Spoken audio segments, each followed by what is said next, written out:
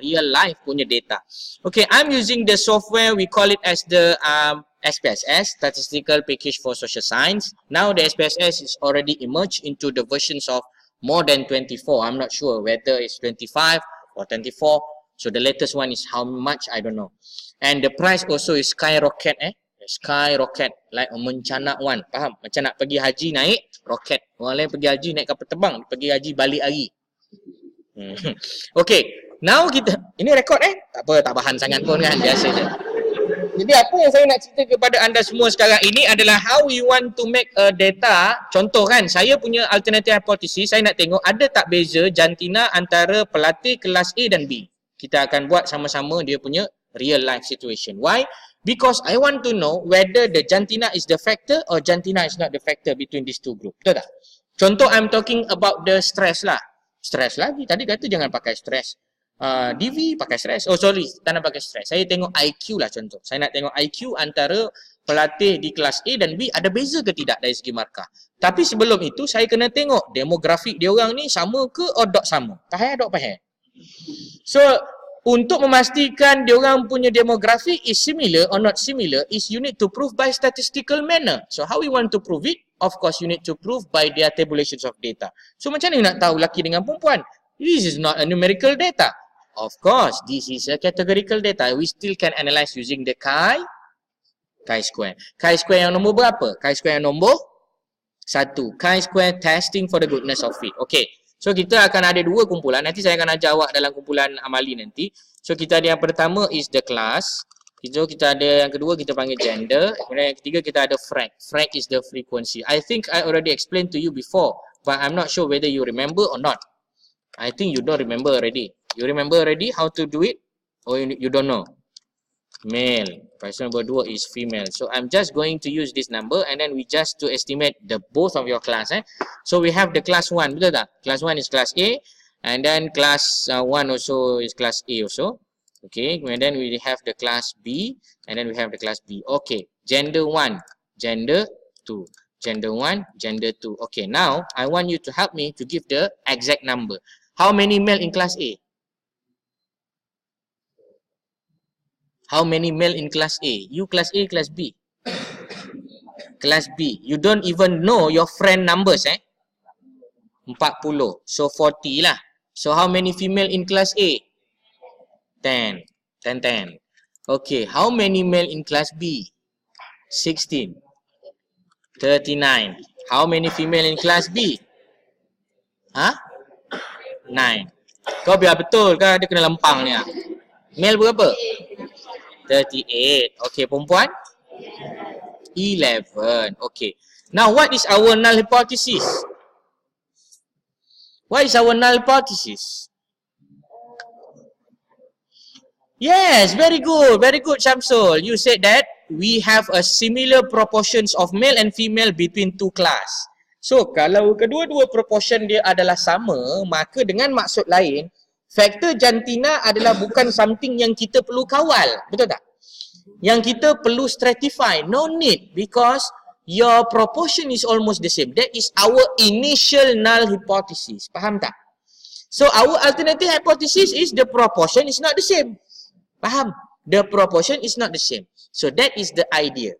So how we want to make sure whether it's the same or not the same statistically? So of course we need to do the statistical test. So we have two methods, whether you want to calculate by yourself using the chi-square value using the previous lecture ataupun you nak gunakan analytical software. So based on this software, it's very easy. You just weight the cases first.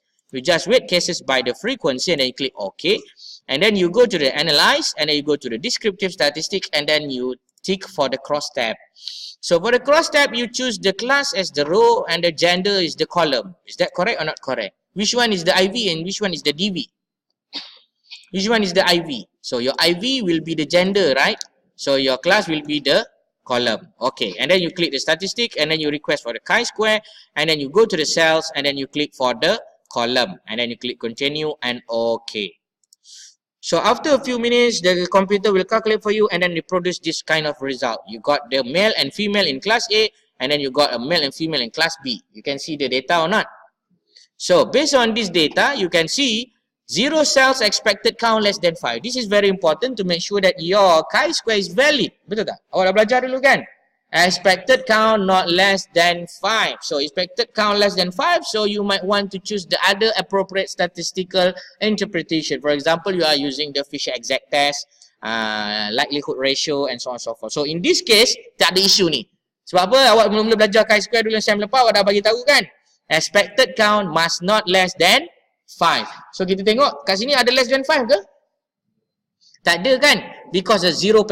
Expected count less than 5 maksudnya 20% must be less than 20%. So kalau awak tengok di bawah chi-square ini level dia adalah less than 20%, maka awak boleh pakai table ini untuk digunakan chi-square nya. So mana chi-square nya? Inilah chi-square nya. Nilai chi dia adalah 0.089.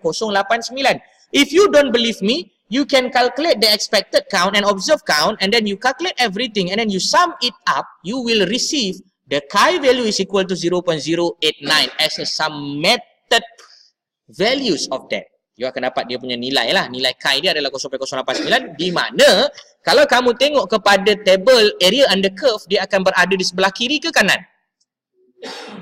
Dia akan ada di sebelah kiri, di mana kamu akan fail to reject the null hypothesis. Same also goes to this. Why I say like that? Because you can see assumption significant here. You can see the assumption significance is equal to 0.766. Betul tak? More than or less than our alpha? More than our alpha. Reject or fail to reject your null hypothesis? Fail to reject your null hypothesis. So if you fail to reject your null hypothesis, what is your conclusion? There is no significant what? Yes, there is no significant difference in terms of the proportions of male and female between these two class. Faham? Maka maksud dia faktor jantina tidak mempengaruhi sesuatu elemen yang dikaji dalam kelas ini dan di kelas sebelah. Faham? Why this thing is very important? I said to you before in the previous lecture, if you want to do the case control study, you must make sure that your characteristics is the same.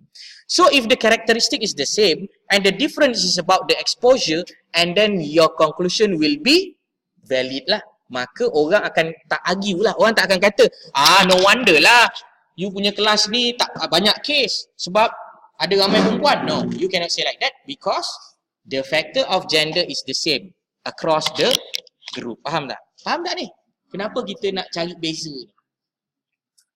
Pehe ni, while we try to establish the differences test, you understand or not understand? You understand little bit. Okay, it's alright. You can still make a revision and then go back to me, okay? So, with that I conclude, kita dah belajar tadi a few things yang sangat penting dalam kita punya analysis data. So the first thing that you must know is we have two types of hypothesis testing. The first one is measuring the differences, and then the second one is the measuring the correlation or association or whatsoever that we're talking about.